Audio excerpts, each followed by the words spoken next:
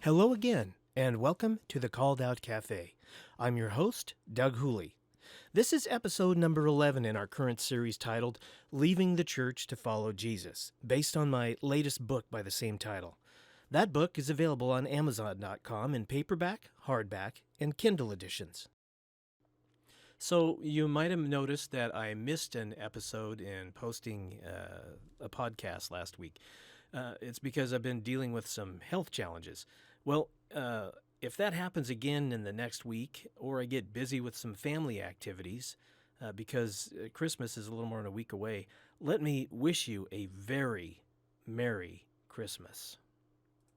Regardless of when it actually happened, the birth of my master is a big deal. It's his birthday celebration. Have you ever stopped to think about how that birth has affected the world? Think about, for example, just even the unbelievers in the world today that stop and celebrate at Christmas. Of course, they're all celebrating for their various reasons and motivations, but it's only because of the birth of Jesus that all that celebrating started. I'm sure Satan takes great pleasure in all of the commercialization and the distractions from what the holiday is really all about, the coming of the Son of God to this earth the first time. But at the same time, just think about it. Because of the birth of Jesus, 2,000 years later, all over the world today, people are stopping and celebrating something. That's the impact of Jesus. And it's quite an impact. Anyway, we've been talking about what the New Testament, specifically the Gospels, have to say about the purpose and function of when the called out of Jesus gather in his name.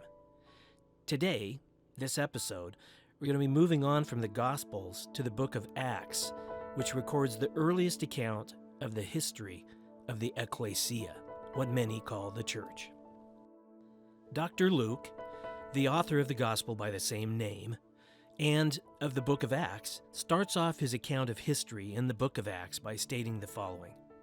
Inasmuch as many have taken in hand to set in order a narrative of those things which have been fulfilled amongst us, just as those who from the beginning were eyewitnesses and ministers of the word delivered them to us. It seemed good to me also, having had perfect understanding of all the things from the very first, to write to you an orderly account, that you may know the certainty of those things in which you were instructed. That's Luke chapter 1, verses 1 to 4. It's Luke's stated goal in the books that he wrote to provide an accurate historical account of the life of Jesus, and the same regarding the significant events that took place in the first years after Jesus ascended to heaven. Nowhere in Scripture are we told that the book of Acts should represent anything more than a warts and all historical accounting of what took place in the years following the ascension of Jesus. It's not a how-to instruction manual.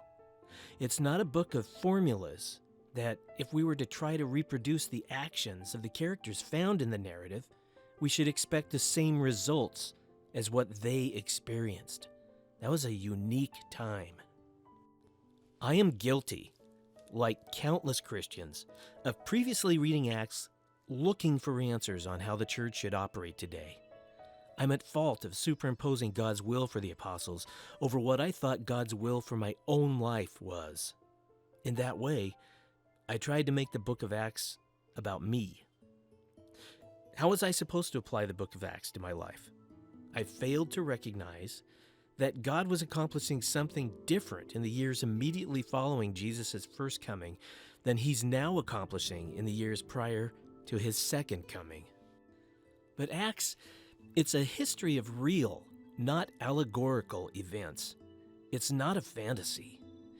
People and events normally make it into a historical narrative, not because they represent normal circumstances, but because they stand out. They are remarkable. I mean, pick a Bible character. That man or woman did not make it into the Bible because it was just another normal day in the life of an ancient Middle Easterner. Something happened to them that was out of the ordinary. Something that may have never occurred before in history, and likely was something that will never happen again in the same way. Thus, the Bible documents supernatural or unnatural events, things that are not normal, but rather paranormal. Well, why is it then that many of us read the Bible in a way that we expect to have something occur in our lives that is unnatural and out of the ordinary enough to be worthy of mention in the Bible? Hundreds of years passed between miracles mentioned in the Bible. Even in the life of the main Bible characters, as far as we know, decades passed between hearing from God or seeing a miracle. Yet, somehow, we think these heroes of the Bible were walking around experiencing God in supernatural ways all the time. We're told by some who tend to look at faith as though it's some kind of a force rather than belief to expect miracles. But if we can expect miracles in this current age we're living in, just like we can expect the sun to rise tomorrow, then miracles become no miracles at all. They become normal and natural occurrences. Yet living a life where we can expect on-demand miracles of biblical proportions, if we only follow the biblical formulas, that's never occurred in all of history. It just don't happen. I know, doesn't happen. Don't happen. If we're supposed to pattern church today, after the book of Acts, bring forth the apostles, and let the miracles, signs, and wonders God credentialed them with begin. Should we really expect to experience the same things today as when the people who walked with Jesus and were personally appointed by him to speak and act on his behalf still walk the earth? Do we not see the difference between the authority and the abilities of the apostles of Jesus and a 21st century pastor? Please don't misunderstand. As much as the book of Acts is historical documentation of unusual events that we can't count on routinely occurring now, Acts documents that God does occasionally work in unusual, non-routine, and unexpected supernatural ways according to his purposes. He does whatever is necessary to accomplish his will, whether he uses people or the miraculous. He does not treat every situation the same. The book of Revelation is full of supernatural phenomena that he is yet to accomplish. Well, if you've never done this before, please read the book of Acts just as though you're reading a history of unusual things that really happened, but history. It's tough for some to set aside looking at Acts as a how-to manual or to apply what occurred to the people mentioned in Acts to our own lives now. But if you can pull it off, it's amazing what will jump out at you. And you might be amazed to find what's missing. It's any instructions on how to do church. Anything we've taken away from Acts that we have believed is prescriptive on how we do church today is not because of an authoritative biblical or apostolic mandate, but because we've assumed that we should try to emulate what was going on in the primitive Ekklesia, the first church. And when we do this, we're trying to base a pattern for the normal way we interact now as a church on a series of one-offs. It's no wonder why nothing ever seems to work, at least for long, when we try to do those things. The results we seek are always either elusive or unsustainable. Please, don't look at this like I'm saying that the Bible is a failure, that you're doing what the Bible says and Doug says that it can't work. No, what I'm saying is that the book of Acts was not meant to be taken as a formula to follow and then expect success from it. I mean, show me any church that has followed what happened in the first century and they're continuing to do it. They're sharing all things in common and everything's just going swimmingly like it did in the days following Pentecost. That just won't happen because this is historical documentation on how God's church, the Ekklesia, got off to its start. Well, I'm going to specifically address the unique events that occurred at Pentecost as recorded in the book of Acts and the days and the months that followed in the next episode. The rest of this episode, I want to look at what happened in the years that followed that period. So I'm going to jump ahead in time a little bit and then come back to the specific days that followed Pentecost. So first, let's jump up to Acts chapter 6, verses 1 to 6. Now again, all of the stuff that I'm covering in this series needs to directly pertain in some way to the Ekklesia, the gathering together, the organization, the foundation, the function, and the purpose of the Ekklesia. So we find ourselves jumping up to chapter 6 in the book of Acts, verses 1 to 6 is where I'm looking at now. In Acts chapter 6, 1 to 6, we read that the number of new converts to Christianity that were hanging around Jerusalem had grown so large that it was causing logistical problems. The apostles were being spread thin. Their time was too precious to be taking care of the business that could be attended to by others. So, because of the workload, helpers were appointed. 7 men were given the responsibility for watching out for the needs of the disciples who were hanging around Jerusalem.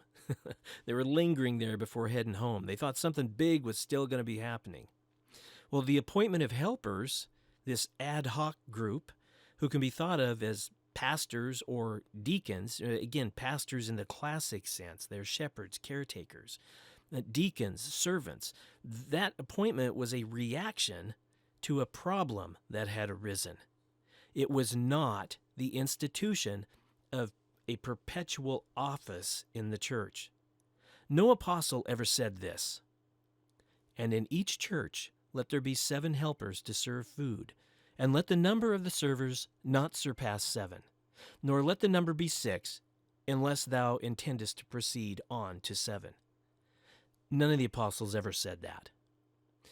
As we can read in Paul's letters, people referred to as deacons, or helpers, or servants, were relied upon in other local ecclesias in the early years, presumably because there were routine tasks that needed to be attended to in those places.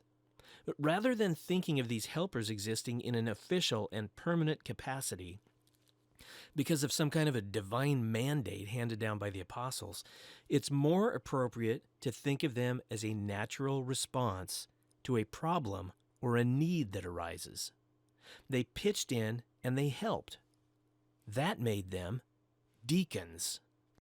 The underlying need in this case was that one of the principles that Jesus established for his ecclesia was not being met. That is the principle based on his command to love one another. Some of the disciples who remained in Jerusalem were not being adequately loved.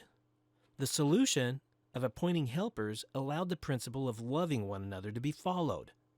It also freed up the apostles to fulfill the instruction Jesus gave to them to teach those who have responded to the gospel, the thing that most call the Great Commission. Teaching was in support of why the ecclesia exists, belief in Jesus. The apostles' teaching gave the new disciples greater understanding and an expanded view of what to believe in. The aftermath of Pentecost in Jerusalem was temporary. We have no reason to believe that after the faithful who initially remained in Jerusalem began to return home, that this group of helpers did not also return to their normal lives wherever they lived. There is an exception. We'll talk about that. So let's move on to Acts chapter 11. We're going to be looking at verses 27 to 29 if you want to read that first. Well, as I just stated, when something is noteworthy enough to be included in the history of the Ekklesia, it's probably something that was out of the ordinary. In this case, it's the taking of an offering. In Acts chapter 11, we read the story of a prophet named Agabus, who foretold a coming great famine. The response of individual disciples, according to what they determined they could individually afford, was to send relief to the called out living in the region of Judea. They trusted what they sent to the care and overseeing of the elders living there in Judea. Well, this is another example of reacting in love towards other called out ones when a need arose. There are few such offerings mentioned in the New Testament. Now hear this, right? It was a normal practice to take special offerings in response to specific needs. However, there is nothing indicating that regular routine offerings were ever collected amongst the primal or the first or the primitive Ekklesia, the first Christians. Offerings not normal. No indication of that. Let's move on. Acts chapter 14, verses 23 to 24, regarding the appointment of elders. Upon returning to cities in which Paul had previously spread the gospel in, Luke says that he, Paul, and Barnabas spent time, quote, strengthening the souls of the disciples, unquote. Before they left those cities that they were revisiting, Paul and Barnabas appointed elders in every local ecclesia. Until this point, the only mention of called out elders was of those who were mentioned in conjunction with the apostles in Jerusalem. The apostles and elders living in Jerusalem. So Paul and Barnabas could foresee a day when they would leave the region and no longer be available to answer questions, right? They recognized some were more knowledgeable of the gospel than others. The more mature in the faith, and likely the more mature in age, who demonstrated that they could be counted on to accurately portray the gospel and reflect the principles that the ecclesia is to live by, were recognized as elders by Paul and Barnabas.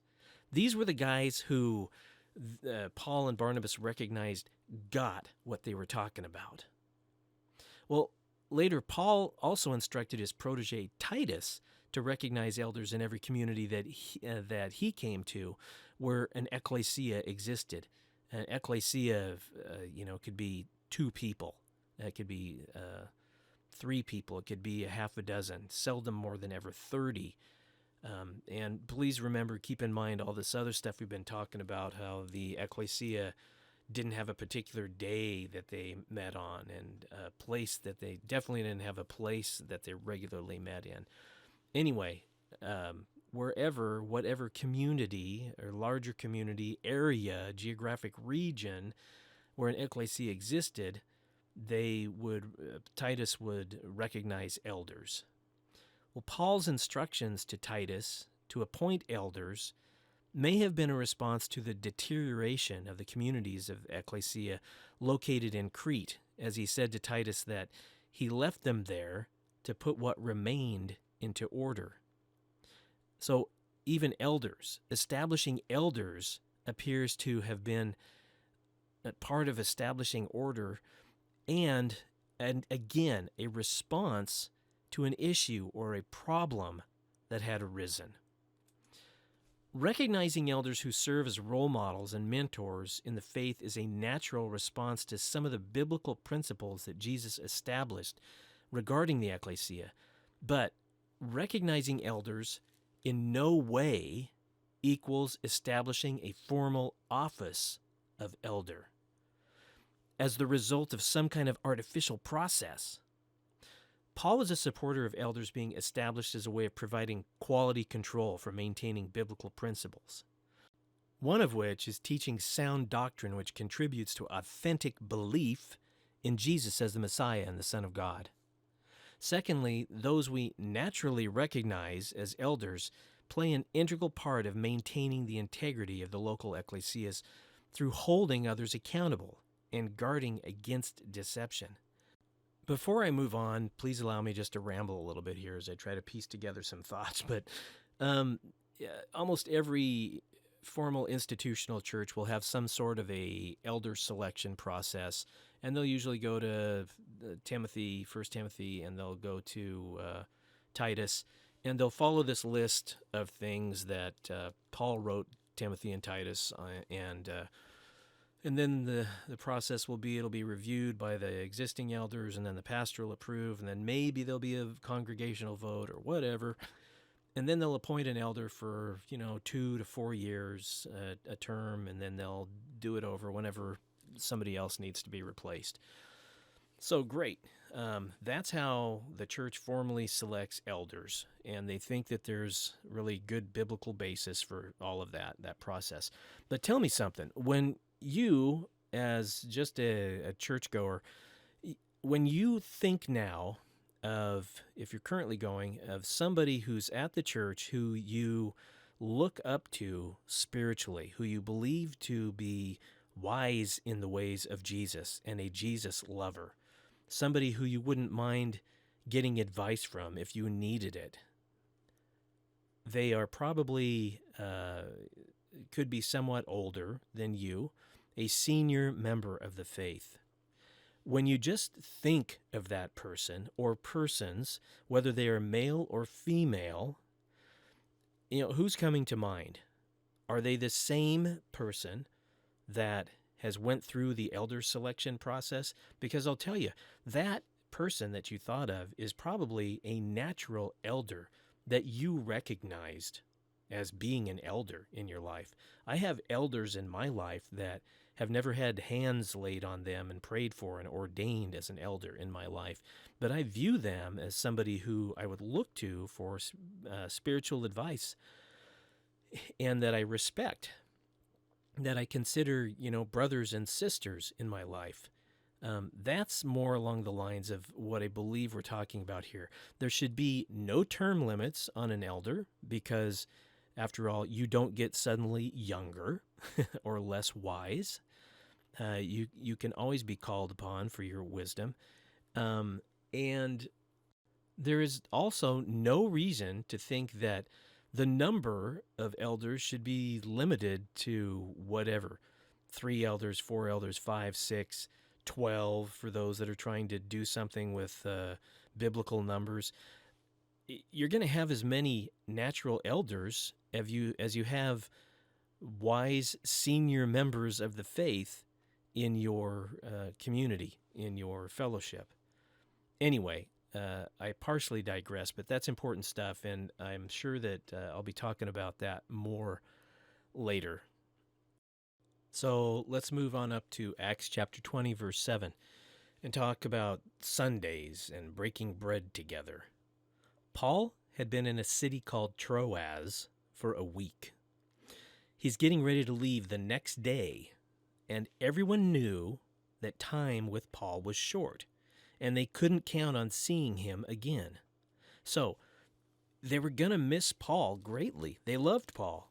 That's the situation when Luke wrote this, quote, "On the first day of the week, when we were gathered together to break bread, Paul talked with them, intending to depart on the next day, and he prolonged his speech until midnight." This is one of the central verses in the Bible that people use to support coming together on Sundays to worship. After all, they say the primitive church gathered on, quote, the first day of the week, unquote, and that day was Sunday. And when they did, they, quote, broke bread, unquote, together. Of course, after we run breaking bread through our 21st century church culture worldview, this must mean that they received communion. And it sounds like Paul preached a sermon that went on until midnight. All of this, indeed, sounds like a really long church service.